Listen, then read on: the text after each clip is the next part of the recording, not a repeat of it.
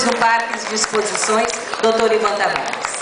Essa é uma antiga tradição que resgata a receptividade do povo cachoeirense.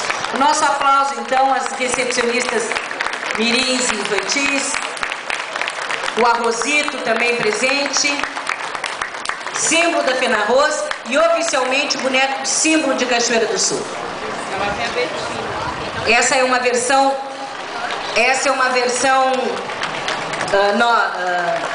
mais atual do Arrozito, que, a pedido da executiva, foi criado em 1972. E nós já estamos vendo aqui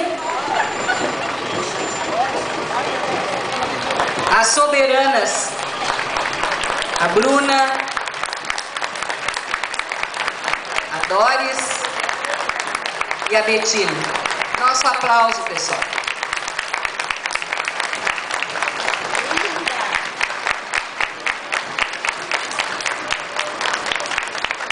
Elas desfilam com seus vestidos de gala.